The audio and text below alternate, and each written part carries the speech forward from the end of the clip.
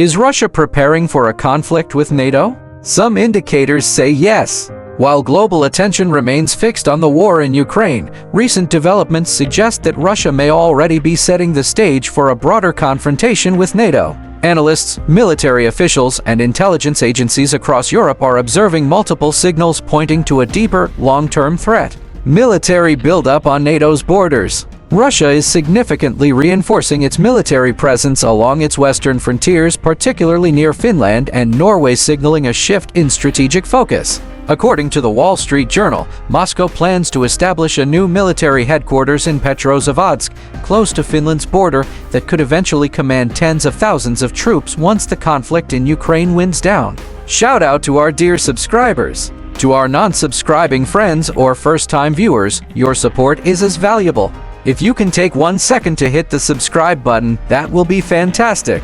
Military analysts believe this is part of a broader strategy by President Vladimir Putin to prepare for a possible standoff with NATO. Some of Russia's newest military equipment is reportedly being withheld from the Ukraine front lines, possibly to be reallocated to other sensitive regions, including the Baltics and Nordic states. Though Russia has suffered significant losses in Ukraine, defense experts, including Edward Arnold of the Royal United Services Institute, interpret this repositioning as an early move toward restoring and reorganizing Russian forces for future challenges beyond Ukraine. Mounting warnings from Western intelligence. Security agencies in several NATO countries have issued stark assessments about Russia's long-term intentions. Germany's intelligence service BND warned in March that Russia may be fully prepared for large-scale war by 2030. The report emphasized that Russia perceives itself to be in a fundamental conflict with the West and is increasingly willing to use military force to achieve its geopolitical goals. Similarly,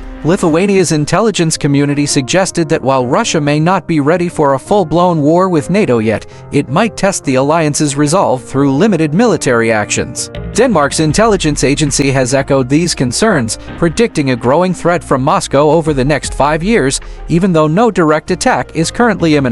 Soaring military spending and expansion. Russia's defense spending has surged dramatically, with projections indicating it will hit approximately 120 billion euros in 2025, more than double the pre-war percentage of GDP. Plans are also in place to grow the size of the Russian military to 1.5 million troops. Alongside this, there's an anticipated 30–50% increase in equipment deployment near NATO borders, according to Bild's Russian edition.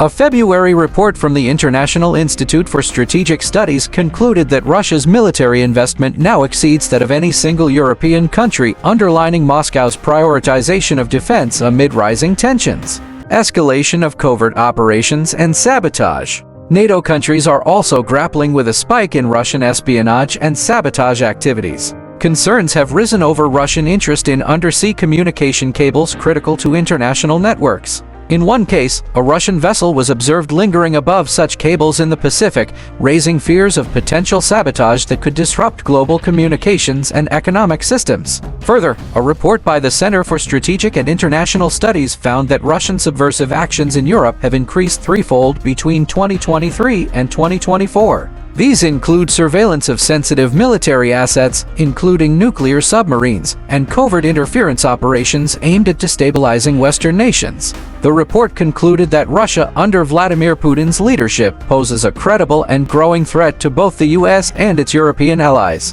NATO's response, reinforcement, and readiness. In response to these developments, NATO has been stepping up its preparedness. U.S. President Donald Trump has pressed European nations to invest more heavily in defense. The European Commission is proposing to unlock nearly 800 billion euros to bolster military capabilities across the continent. Frontline states are already taking visible steps. Lithuania recently reinforced a key border bridge with anti-tank defenses, a measure Latvia also intends to replicate.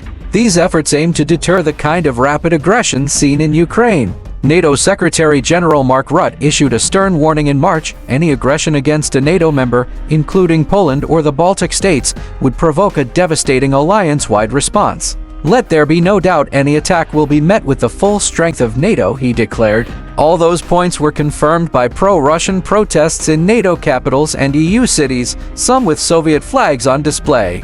Across several major European cities, including capitals of NATO member states, thousands of demonstrators took to the streets this weekend in a wave of pro-Russia protests. Marchers openly waved Russian and Soviet Union flags, calling for greater recognition of Russia's role in defeating Nazism during World War II, and criticizing their government's current stance on Moscow. The protests coincided with commemorations of Victory Day, celebrated on May 9 in Russia and formerly across the Soviet Union.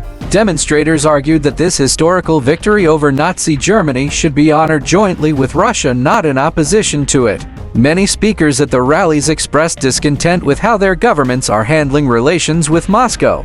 They accused European leaders of distorting history, escalating tensions with Russia, and ignoring the Soviet Union's sacrifices during The Soviet Union was more than just Russia. Victory over Nazism was a collective achievement, one that should be remembered together. Protesters condemned what they described as a political theater by current EU governments, claiming they are using the Ukraine conflict to silence Russian culture and language.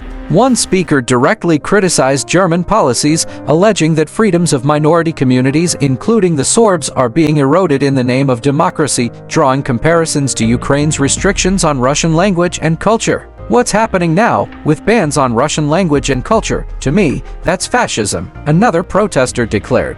These demonstrations have sparked controversy, especially as they come amid heightened tensions between Russia and NATO. Some governments have denounced the protests as disinformation efforts or symbolic gestures aligned with Kremlin narratives. However, for many attendees, this was a call for peace, remembrance, and a rejection of escalating military conflict.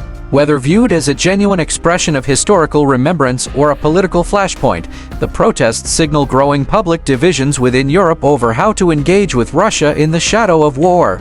Thank you for watching Sal Pier's report on Vlog ND. Stay informed with the latest on global politics and security. Please subscribe, like, share our videos, and hit the bell for updates. We appreciate your support so much.